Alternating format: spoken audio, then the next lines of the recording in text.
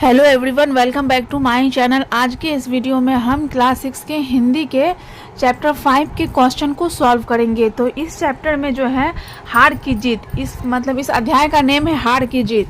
तो आप लोगों को इनके क्वेश्चन को सॉल्व करने से पहले आप लोगों को इस अध्याय को अच्छे से पढ़ लेना है ताकि आप लोगों को इनके क्वेश्चन को समझ में आए। तो देखिए, हम ओनली इनके क्वेश्चन को सॉल्व करेंगे।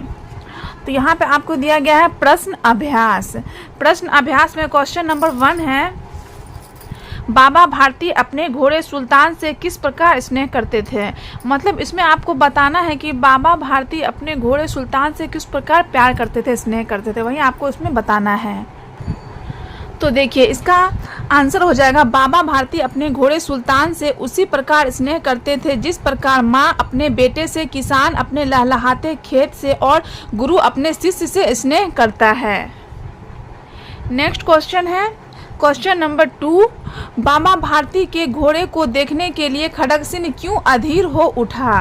मतलब खड़ग सिंह क्या था, एक डाकू था और वो बाबा भारती के घोड़े को देखने के लिए क्यों अधीर हो उठा।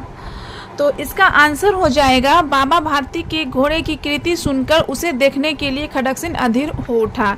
मतलब उसकी बहुत ही ज़्यादा कृति थी बाबा भारती के घोड़े की, तो इसीलिए वह अधीर हो उठा।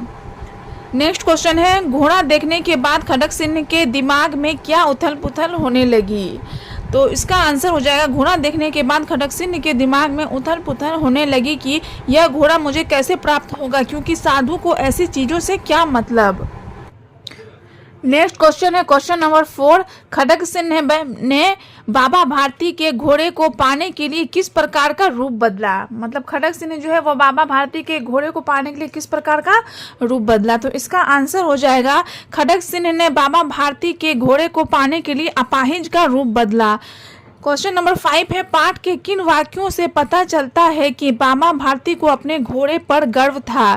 तो इसका आंसर हो जाएगा बड़ा विचित्र जानवर है। मतलब बाबा भारती जो है वो डाकू को बता रहे थे बड़ा विचित्र जानवर है, देखोगे तो प्रसन्न हो जाओगे, उसकी चाल तुम्हारा मन मोह लेगी आदि। पाठ के वाक्यों से पता चलता है कि बाबा भारती को अपने घोड़े पर गर्व था।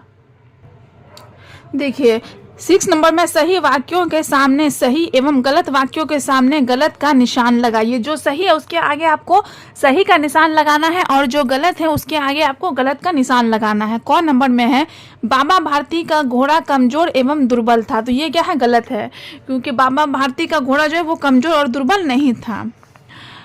ख में है घोड़ा का नाम सुल्तान था, ये सही है, घोड़ा का नाम क्या था, सुल्तान था। ग में है खड़ग सिंह को बाबा भारती का घोड़ा पसंद था, ये भी सही है। बाबा भारती ने सुल्तान से बिछुड़ने पर प्रसन्नता व्यक्त की, ये गलत है। बाबा भारती जो है वो सुल्तान से बिछुड़ने पर प्रसन्नता थोड़ा ना व्यक्त की थी, मतलब खुश थोड़े ना हुए थे, वो क्या हुए थे, दुखी हुए थे, बहुत ज़्यादा दुखी हुए थे। नेक्स्ट है, खड़ग सिंह ने चुपके से घोड़ा को अस्तबल में बांध दिया, ये क्या सही है। अब देखिए, अब यहाँ पे आपको दिया गया पाठ से आगे क्वेश्चन दिया गया है। क्वेश्चन नंबर 1 है, लोगों को यदि इस घटना का पता लग गया तो वे किसी अपाहिज पर विश्वास न करेंगे। बाबा भारती के इस वक्तव्य का क्या अभिप्राय है।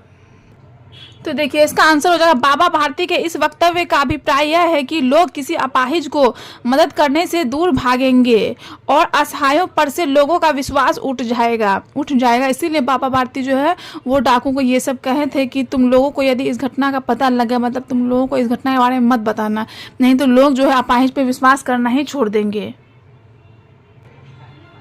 क्वेश्चन नंबर 2 है, खड़ग सिंह ने चुपके से रात में सुल्तान को वापस अस्तबल में बांध दिया, ऐसा उसने क्यों किया।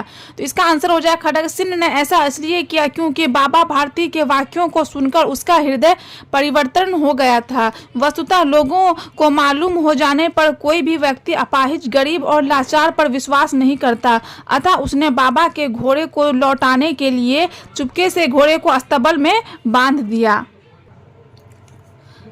3 नंबर में बाबा भारती के किस व्यवहार से खड्ग सिंह के सोच में परिवर्तन हुआ? तो इसका आंसर हो जाएगा बाबा भारती ने घोड़ा के विषय में बात नहीं करके खड्ग सिंह से कहा, मेरी प्रार्थना केवल यही है कि इस घटना को किसी के सामने प्रकट ना करना।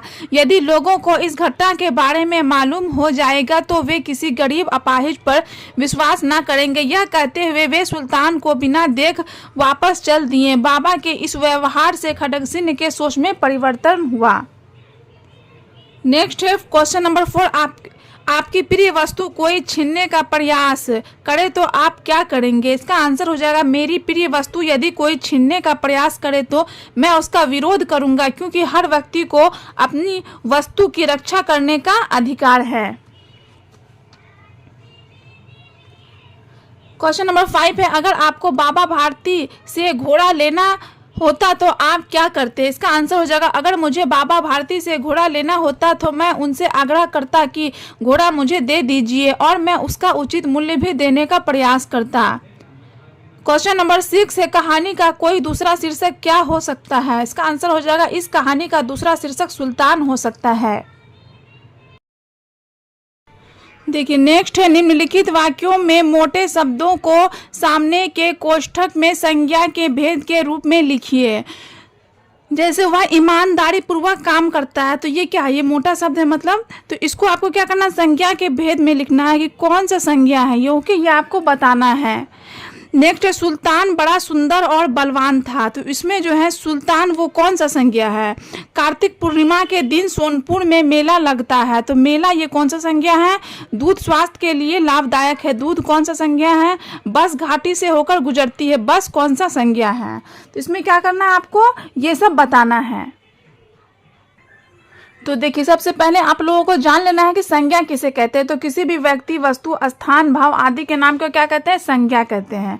मतलब किसी भी व्यक्ति, वस्तु, स्थान, भाव आदि के नाम को संज्ञा कहते हैं। तो वह ईमानदारी पूर्वक काम करता है, तो ये हो जाएगा आपको भाववाचक संज्ञा। तो ये किस में आ जाएगा? भाववाचक संज्ञा के अंदर आ जाएगा। देखिए भाववाचक संज्ञा किसे कहते हैं? मतलब जिस संज्ञा शब्द से किसी गुण, दोष, भाव अथवा दशा का बोध होता है उसको हम लोग क्या कहते हैं? भाववाचक संज्ञा कहते हैं। जैसे कि बचपन हो गया, जवानी हो गया, भूख, प्यास, ये सब क्या हो जाएगा? भाववाचक, जिसको हम लोग देखिए ये सब ना हम लोग छू सकते हैं ना देख सकते हैं, तो ये सब क्या आ जाएगा? भाववाचक संज्ञा के अंदर आ जाएगा। जब आप लोग संज्ञा अच्छे से पढ़िएगा तो आप लोगों को और भी अच्छे से समझ में आएगा। देखिए सेकंड में, सुल्तान बड़ा सुंदर और बलवान था, तो इसमें क्या हो जाएगा? व्यक्तिवाचक संज्ञा। सुल्तान जो है वो व्यक्तिवाचक संज्ञा। व्यक्तिवाचक संज्ञा कैसे कहता है? जिस शब्द से किसी विशेष व्यक्ति, वस्तु का बोध होता है उसे हम लोग क्या कहते हैं? व्यक्तिवाचक संज्ञा कहते हैं। देखिए अगर सिर्फ यहाँ पे रहता है घोड़ा लिखा हुआ है तो वो हो जाता है जातिवाचक संज्ञा में, लेकिन यहाँ पे सुल्तान एक घोड़ा का नाम है, तो ये क्या खास नाम है, तो इसीलिए ये व्यक्तिवाचक संज्ञा होगा। कार्तिक पूर्णिमा के दिन सोनपुर मेला लगता है, तो यहाँ पे क्या है? मेला, मतलब मेला जो है, तो मेला ये हो जाएगा, तो ये क्या हो जाएगा? समूहवाचक संज्ञा हो जाएगा। समूहवाचक संज्ञा किसे कहते हैं? जिस संज्ञा शब्द से किसी समूह का बोध होता है उसे हम लोग क्या कहते हैं? समूहवाचक संज्ञा कहते हैं। जैसे मेला क्या है? मेले में बहुत सारे लोग रहते हैं, तो बहुत सारे लोगों का समूह होता है ना, तो इसीलिए ये क्या हो गया? समूहवाचक संज्ञा हो गया। नेक्स्ट है, दूध स्वास्थ्य के लिए लाभदायक है। दूध स्वास्थ्य के लिए लाभदायक है, ये हो जाएगा द्रव्यवाचक संज्ञा। द्रव्यवाचक संज्ञा कैसे होगा? देखिए द्रव्यवाचक संज्ञा कहते किसे? जब किसी संज्ञा शब्द से किसी द्रव्य का बोध होता है तो उसे हम लोग क्या कहते हैं? द्रव्यवाचक संज्ञा कहते हैं। जैसे दूध हो गया, तेल हो गया, चीनी या कुछ भी होगा, जिसको हम लोग देखिए, जिसको हम लोग नाप या तौल सकते हैं, गिन नहीं सकते। देखिए दूध को हम लोग गिनते तो नहीं है, नाप या तौल सकते हैं, तो इसको क्या कर सकते हैं? नाप या तौल सकते हैं, इसीलिए इसको हम लोग क्या कहते हैं? द्रव्यवाचक संज्ञा कहते हैं।